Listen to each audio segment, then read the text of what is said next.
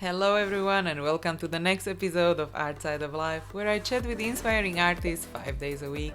My name is Eva and my guest today is Gosia Kmiec, and we chat about her experience of becoming a full-time artist from scratch.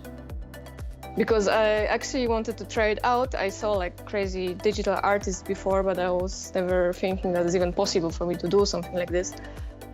Gosia is a freelance 2D artist specializing in digital illustration, concept art, and character design, living and working in Berlin, Germany. She has a degree in psychology, but 3 years ago she decided to make art her full-time career.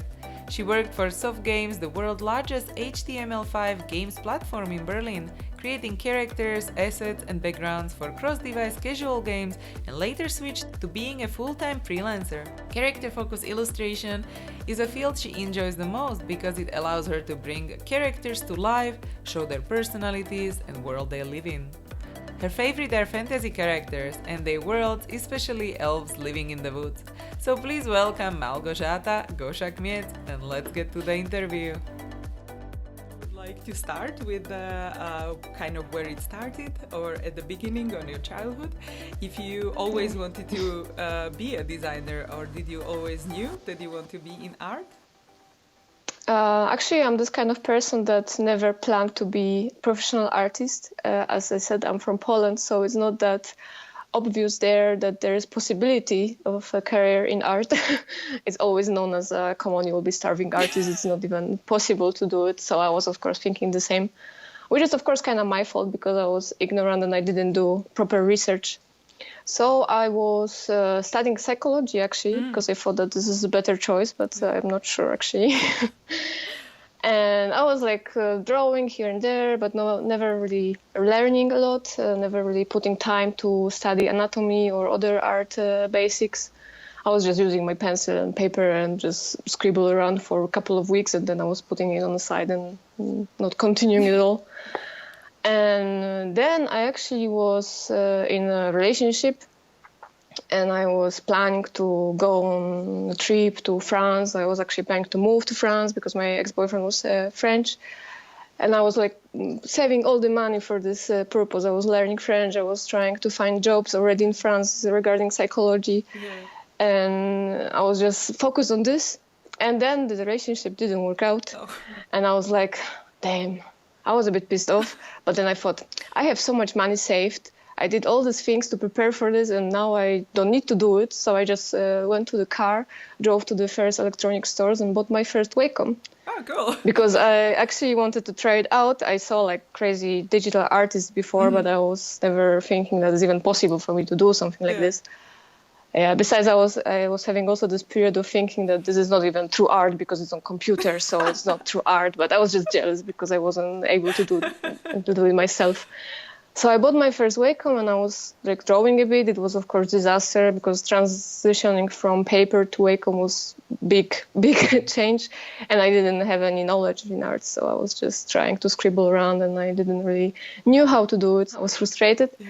So I started a bit of logo design because it was a bit easier, and I thought that maybe it's a bit better with the money, you know.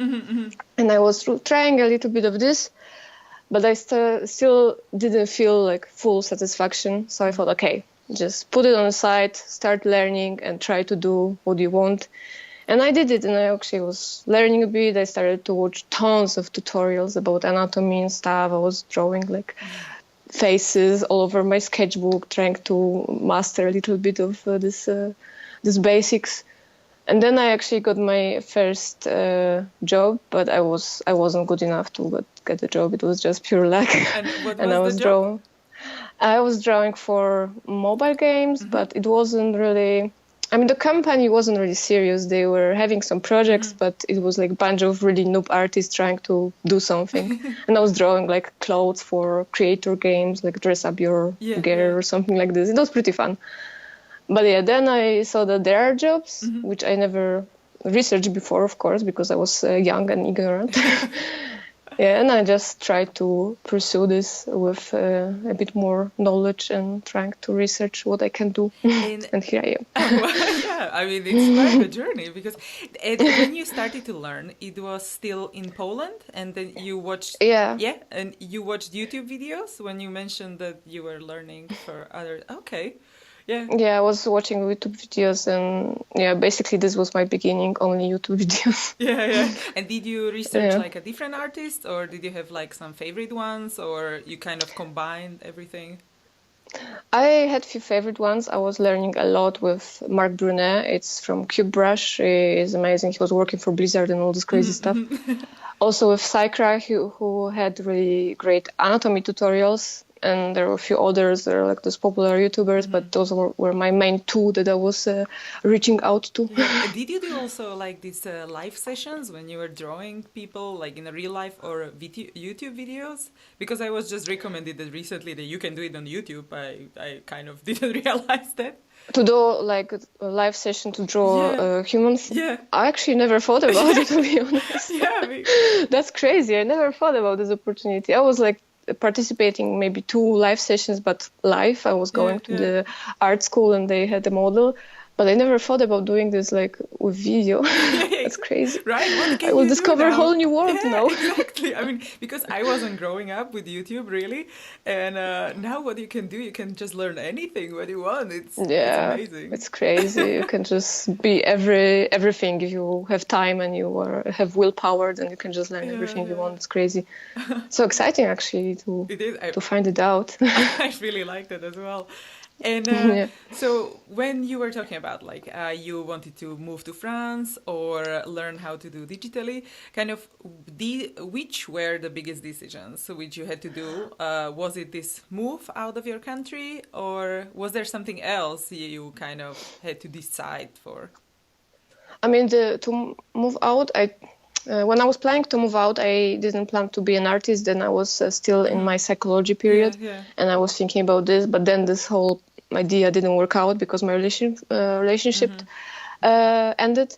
And then I thought, okay, I am like sad and depressed. So what can I do? And I just decided to try out something that I really wanted to try, but I was just scared, and I don't know. I didn't think that it's possible. Even I don't know even why. I had this weird ideas when I was younger that it's not possible to be like crazy artist and earn money with art. I don't know if it's like more of my fault because I wasn't like passionate enough back then, or it's really just this Polish mentality that this kind of career doesn't really work. I don't know, it might be the environment, like when, the people around you like kind of suggest like, oh, you cannot live from this. Actually, because I had the same thing, like all my family and friends was like, oh yeah, but you cannot just, live from art. That's not possible. And I'm like, oh, well, okay. And then I went to study management. So...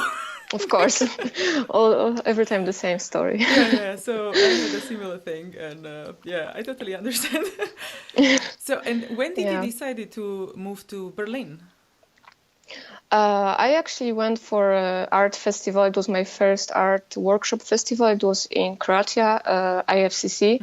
It's a great place. I recommend everyone to go there because people are just amazing. Okay. And then I was super noob. I was like the biggest noob in the whole festival, but I was like there with my tiny portfolio, super shy in the corner. And I met another artist, a mud painter, which I fell in love with. And then I decided to move to Berlin because he's from Berlin. Okay. And I was finishing my studies. I actually finished my psychology studies because I thought, okay, I'm already here so long, then I'll just finish it. And I finished it, and I was like, okay, I don't have school, I don't have job yet, so nothing really keeps me in Poland. So okay, let's just try Berlin. It's a great city, so I didn't have anything against moving out here, and I don't regret. Yeah. And you learned English at school, I guess. Yeah, I was learning at school, and I was also learning with my Erasmus friends, which was probably the biggest influence in my English because we had to use English. Of course, my grammar is not perfect because we all were trying to kind of communicate, but somehow we managed. So this is how I learned mainly. Yeah. And of course with movies. Yeah, because it's just like global environment that everyone is kind of speaking English. That's why I think we are doing also this interview in English, because I want to reach more people. But of course, course, we are in Europe, so it can be localized. But yeah, so it's kind of like a big topic, like which language is best to use.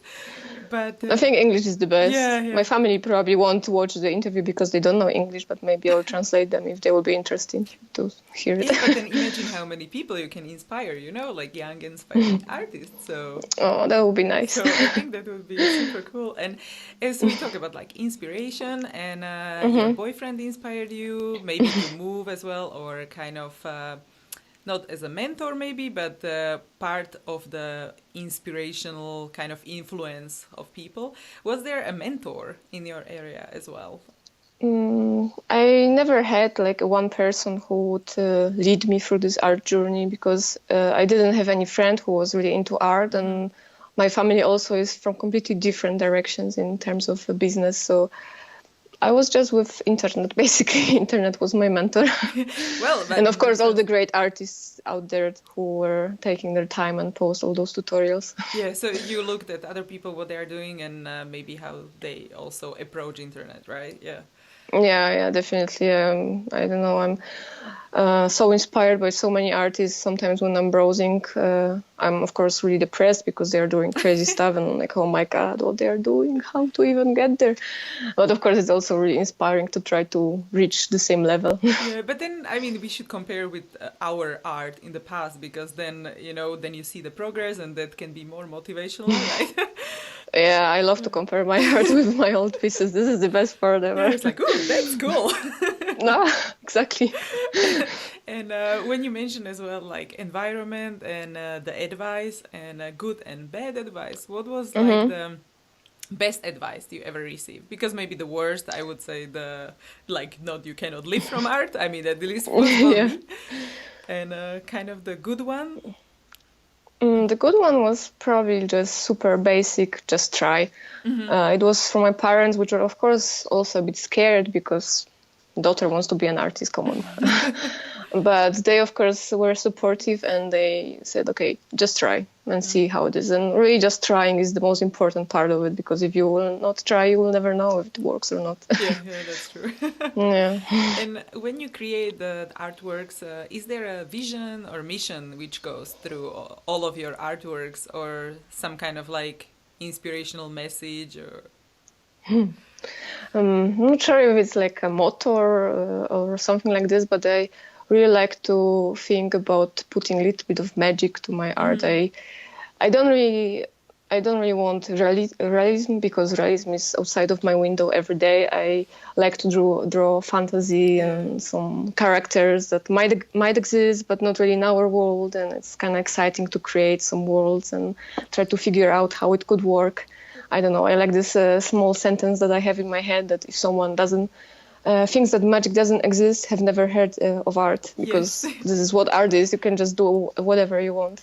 Yeah, definitely. Yeah, because I read that on your website, right? And I really like this. I don't know, it's just perfect for what I'm trying to do with my art. Yeah. And then, because you also said like you are inspired by games, and you paint Warhammer figures, right? Or you like Harry Potter books and these kind of things. Okay, so what is your like biggest inspiration?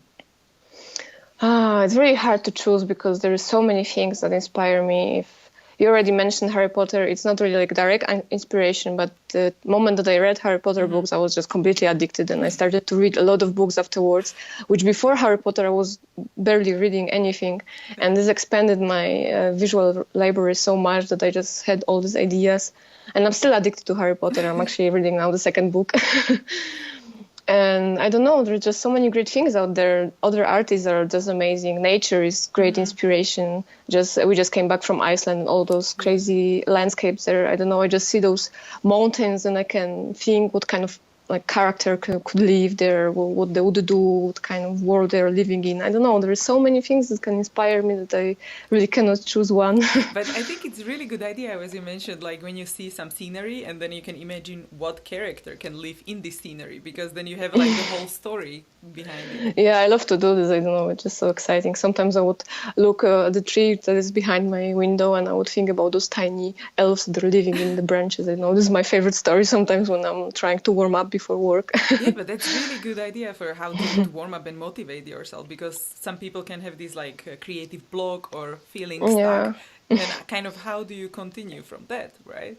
Yeah, exactly. But I think we can really try to find inspiration everywhere. I don't know. Sometimes we can also give ourselves a task. I have this, I don't know, this phone here, and how I can translate it into like some crazy sci-fi character. What can I use from this phone? I know it has like this crazy gold case, so I can use this gold. I don't know. There's so many possibilities with simple objects around us. It's just difficult sometimes to start. But once we start, it's going somehow. Have you tried an exercise where you take, as you said, like a phone and, for example, I don't know, a flower, and then how can you combine those two?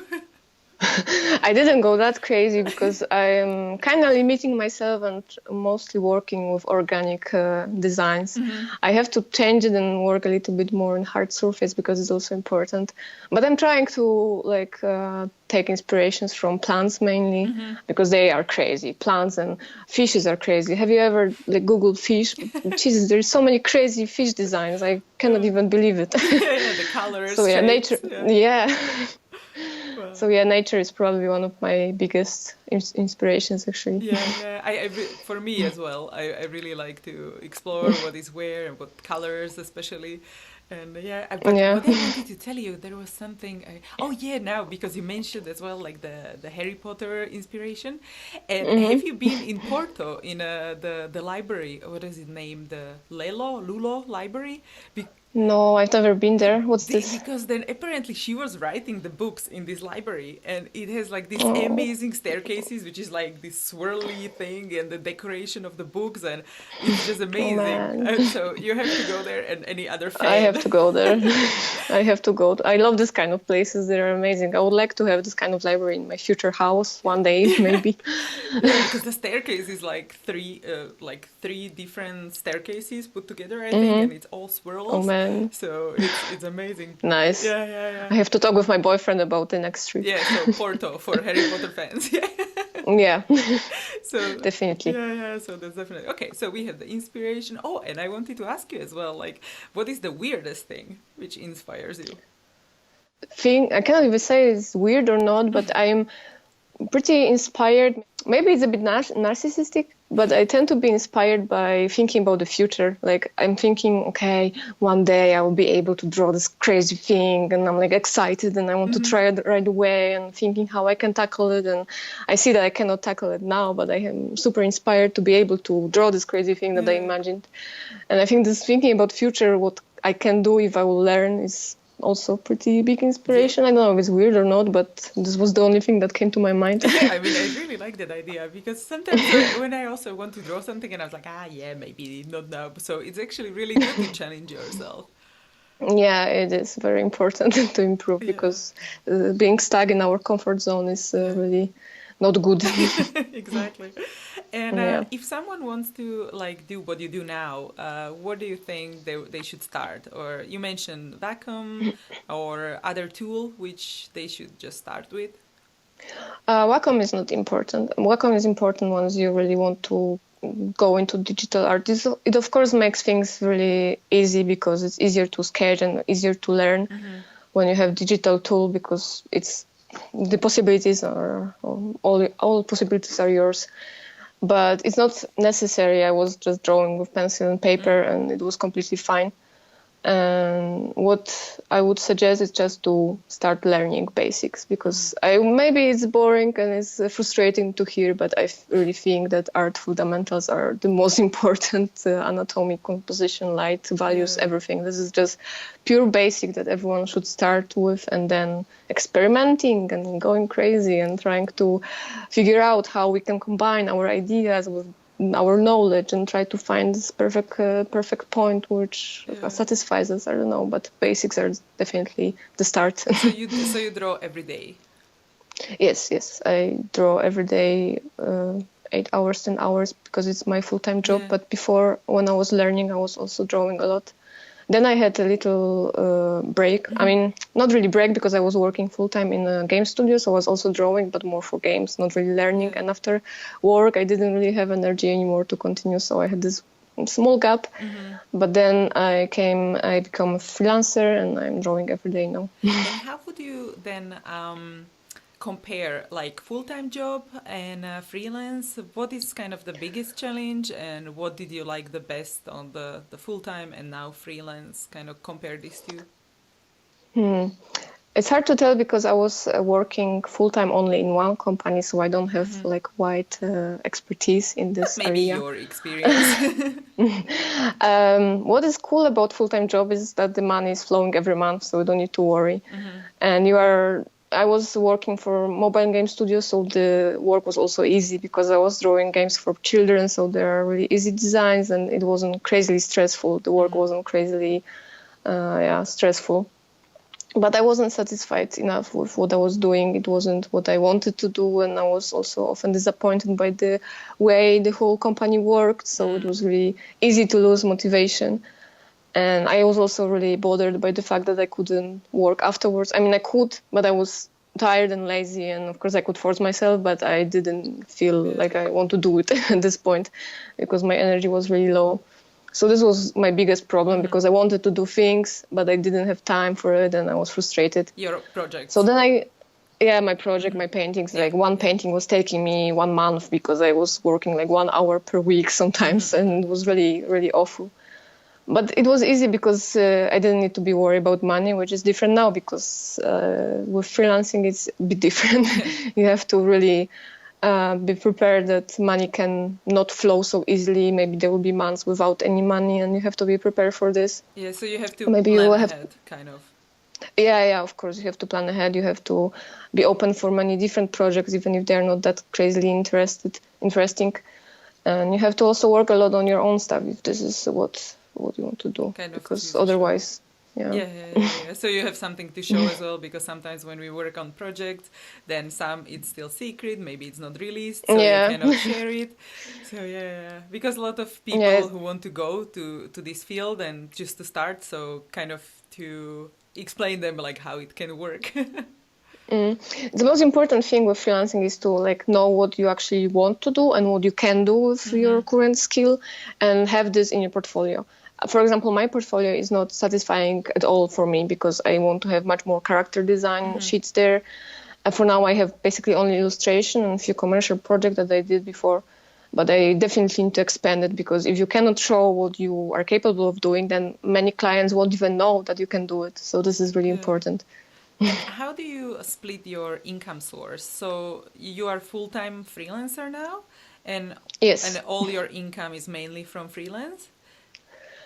For now, I'm living out of savings and out of freelancing as well. And I'm trying to find project, but I'm in the beginning of the journey. So of course, it's a bit difficult, but freelancing is my main source of income. I'm working mainly for games and sometimes for books. Do you also sell your art? And not now yet, but it's funny that you ask, because I am actually almost ready with my online store, and it will be open maybe even this weekend. Oh, nice, congrats. So when this will be released, it will be already available, so we can put the link in the of course, show. Of course. That's good. It will be today or tomorrow. I was just waiting for one special print that I wanted to put for a store opening, like this nice board print.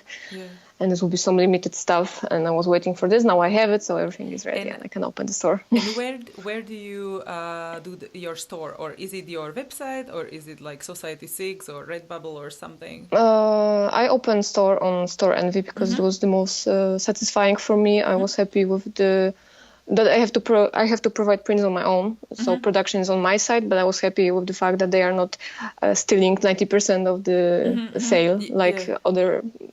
For example, with Society6 is like this, that they are producing everything, so it's okay because the costs are on their side, but then you are earning pretty little of money. So if you are not crazily big, then it's difficult in the beginning, probably. So it's really interesting to decide like which platform or which provider is best for you. So okay. I was searching a lot, and I was trying to find out all the possible ways. There are so many options that it can be really overwhelming sometimes. Okay, so Store Envy for you. Okay, good. Good to know. And next question, what I wanted to ask was as well like the motivation and feeling stuck, you said you are practicing on everyday objects and you plan ahead as well. Is there something else you do for motivation? If I'm really stuck and I feel completely demotivated, then I'm just trying to work on something else for a while. But the thing is that when you are working full-time as an artist, there is no room for art block, because if you have a project, you have to provide the project for the client. He won't like wait for you because you have an art block. So you kind of have to learn to, we kind of have to learn to like just go through the art block and just do our job. Because of course it's art and we would like to always be like, oh, I'm an artist and I'm waiting for my inspiration, but it doesn't work like this always. Sometimes we have to work with deadlines. Exactly. So if I'm really stuck, I would just do something else for an hour, like a photo study, or just some sketches in my sketchbook, something completely else to like refresh my brain, and then I will go back to work. And how do you, because you were also talking about the freelance jobs, how do you find new jobs? Is it through social networks, or you go to events, or you contact directly the companies? I mostly contact companies that I'm interested in. There's many companies doing crazy stuff that I would like to work for. Sometimes I'm just getting some job offers. I'm not really attending any events because I'm a caveman and I'm just sitting in my room and not leaving almost never. And of course, social media is just crazy tool for all the jobs. Okay, so maybe it's good to also combine, right, what fits the personality.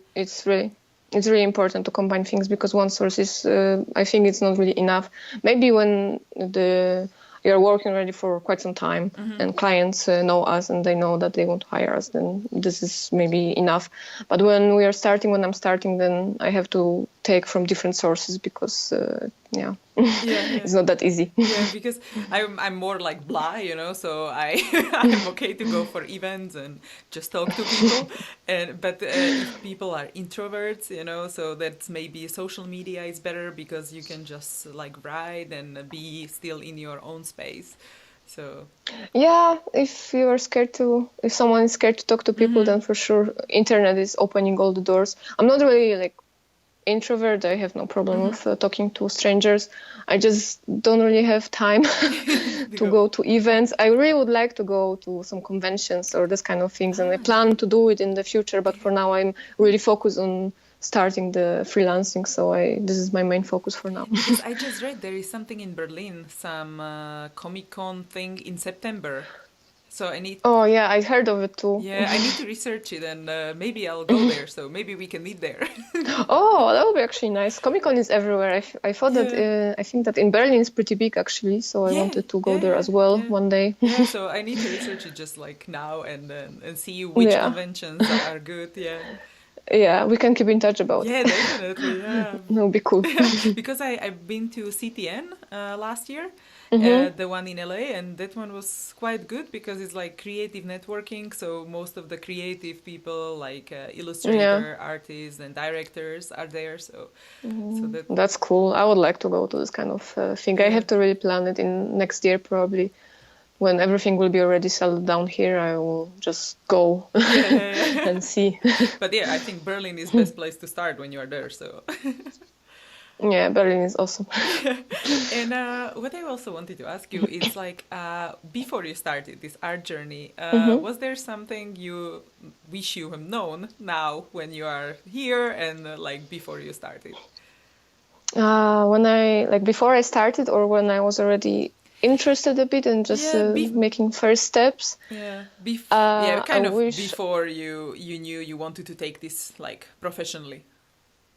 I wish I would know how important some basics are, like, for example, composition or something like this, because I had no idea about those things and I didn't even care to research, and they are crazily important, especially if you want to be an illustrator. That's just pure basic, and I really regret this because these are my weakest points that I have to catch up with now. But this is probably just being more mature in terms of learning and actually accept the fact that I have to learn. And it's not just pure fun. Kind of never stop learning. Yeah, no, Yeah, yeah. never. There's so many things to learn. And do you learn also from books or Sure. movies or documentaries or something Um, what you would I recommend? sorry, I learned from books for sure. There are many books that are basically artist bibles, like Color and Light, for example. What is the guy? James Gurney. Yeah, no, there's so many names that I keep forgetting. Yeah. This is great. This is like pure Bible about light and values and how different lighting works. There is also a cool book called Mastery by somewhere here as well in my notes. George Leonard wrote a book called Mastery, and it's about not necessarily about art, but about like long time fulfillment and how to succeed in it. And he is like providing information how to actually enjoy the whole journey, because art is just lifelong journey and there is no end point. You have to be prepared that you have to really master it for years. And this is really good book. He's writing it with really nice language that I don't know, I really enjoy this book. And yeah, I don't know, I'm watching a lot of movies with my boyfriend. We are just going crazy with all Marvel stuff, and I'm probably also learning a lot of things from there, because the whole visual library is expanding with each movie. Yeah. And all the designs that are there for a reason. So it's also good to observe it and see what is good about those designs and learn from them. Yeah, yeah, yeah. So movies definitely, and games. I was never a really big gamer, but now when I have like possibilities, I have better computer and a lot of games, then I'm actually discovering this world finally, and they are crazy. Yeah, so do you use it also sometimes to relax, like games, or is it more like inspiration and like cool thing? I mean, games are definitely inspiration. I want to work for games. This is my main dream, my main goal.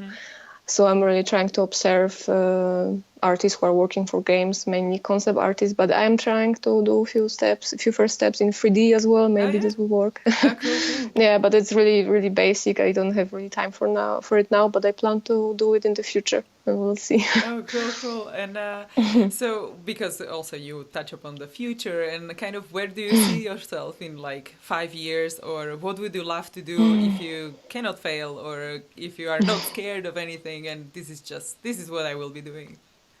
If I cannot fail, then I would like to be just a concept artist and illustrator, as I'm trying to be now, but much better, and with some group of clients that enjoy my work, maybe even with some group of collectors that are buying my work. This is basically the only thing that I want, just be able to succeed in art and be able to do what I actually love and make a living out of it. I think this is all what we all want. Yeah, definitely. For sure, I agree. Yeah. And I don't really have like crazy aspirations to be super famous artist all over the world. I just would like to be able to do what I like and be able to buy some food out of it. Yeah, so enjoy the work and still have the passion in the work. So yeah. Yeah, exactly. Yeah, I think that's quite important. And on this journey, and also now when you are learning, is there a tool you bought or something which simplifies your life? Oh, it's definitely Wacom. I cannot live without my Wacom. Digital art is my main tool, though I'm trying traditional art as well, because it's really refreshing after sitting in Photoshop all day. Yeah. But yeah, my Wacom is definitely my baby. I wouldn't survive without it. And which one do you have for listeners to know? So I have Intuos Pro 5, I guess. This like bigger black one that I got for Christmas from my boyfriend. Actually, it was really nice, because before I had this tiny Intuos Touch and Pen. I think it was super small, but I still somehow managed. But now I'm working on the bigger one. It's nice difference. Yeah, but it's still really nice, because this one you can also take for traveling if you would want with the laptop. I mean, it's well, you can, but it's pretty big, so I think I would still skip this and take my smaller one for traveling, because it's also possible to do work with it. It's just more comfy to have bigger one. Yeah, and when you went for a travel to Iceland, as you say, like also to draw, what did you take for like tools with you? I just took my sketchbook and my pencil and my eraser, and that's it. And do you because have a favorite brand? Of sketchbooks, no. I personally didn't experience many brands. I just went to the art store and chose the one that felt nice. I like a thicker paper that doesn't give up underneath markers and stuff, because I like to experiment with different tools. But I'm not really like brand attached. I just like nice looking sketchbooks because I'm addicted to art supplies. So if something looks nice, then I'm buying no matter what. Yeah. But yeah. But then you have to recommend which one you have now. Like, which one is the one you like right now? Which one I have now? I don't even know the brand, to be honest. Okay. I So really... we can put it in a show notes at the end as well if you like check Sure, it out later. I can check it later because it's somewhere in my bed. I like to sketch in the bed, so I always keep it there. That's good. You know, because yeah, but I can check it and let it. Yeah, sorry. No, I will just check it and let you know later what is the brand. Cool. Because I just wanted to say it can be overwhelming for people to just go to the art store and like, oh, where should I start? You know? Like, yeah. But I don't think But I don't think anybody should get attached to brands because, of course, there are better and worse, and it's just a matter of experimentation. But with basic tools like pencils and stuff, then it really doesn't matter what kind of brand, as long as we're practicing, it should work. And of course, afterwards, if we are selling our art, then good quality supplies are important, so the art is resistant. But for practicing, really, I think that basic pencil is okay. yeah, for sure. Because for me, I tried some of the pencils and like some of the brands. When I tried it, I was like, oh, this is more for me because I don't know, the pressure of the pigmentation of the pencil felt nicer for my hand. So it's nice maybe to try in a shop, like which feels good for you. Yeah, definitely. There are definitely brands that feel better. I, for example, use Faber-Castell all the time because I have those pencils. I have also other brands, but these ones are just somehow much nicer to use, and I'm addicted to them, and I'm using them all the time. But I wouldn't mind trying different brand. Yeah. So definitely, I wanted to ask you as well was kind of like, how do you design your day and a week? Because as you do the freelance and then you have to plan ahead and you have different projects, like do you have like, I don't know, Mondays for this, Tuesday for this, or do you do something daily which contributes your success? I usually just, I don't have like Mondays specifically for one activity. I usually just plan a week ahead and try to figure out where to put what. I'm just getting up in the morning and first go through emails or answer to some job offers, to some email stuff, trying to answer to some Instagram messages and stuff, even though I'm not really a social media person because I just started not so long time ago on Instagram, so I'm still a bit noob with this. But I'm trying to be like active there, so yeah. And then I'm just doing whatever I have to do. If I have some freelance project, this will be probably the first thing on my list because I'm always doing clients' work first. And then I would paint something from my personal projects. And this is basically it. This is how it looks like. Sometimes I would spend most of the day on editing videos because I'm preparing videos for my upcoming YouTube channel. So this is also pretty time consuming, especially for someone who is not that... who is noob with editing softwares. But I'm trying. But this is basically my day. I'm just working on paintings, either commercial, personal, all day. And I would like to end with a question about like future. What would be your ultimate art career goal or just ultimate life goal? What would you like to be remembered for? I would like to be remembered for my small fantasy characters. I don't know if you saw, but I tend to draw a lot of elves. Somehow I'm really addicted to those pointy ears and I just love them. And I would like to create worlds that people will recognize maybe that they are mine. This would be very nice. And if this would be possible, then I would just like to have tiny house in Iceland with my boyfriend, just draw every day and have this nice mountain view from my window, and this would be perfect picture for my future. Maybe also a small cat. I also wanted to have a cat. The pets so are this important. all combined. Definitely. Oh, cool. So thank you very much for inspiring others and taking time from your schedule. So thank you so much. No problem. It was a very pleasure to talk with you. Thank you for having me. Thank you for really being honored here. So I'm really You're happy. welcome. Hey guys, if you enjoyed this video, don't forget to give it a thumbs up and let me know in comments. Also, please subscribe to my channel for more videos because I post new interview every single workday. You can also find the resources mentioned in this episode at artsideoflife.com. Just type a guest name in the search bar. There is also a little freebie waiting for you, so go check it out. If you want to listen to the interviews on the go, make sure to check out the podcast episodes at artsideoflife.com/podcast. Thank you so much for watching. I really appreciate you, and don't forget to inspire each other. I will see you guys in the next episode.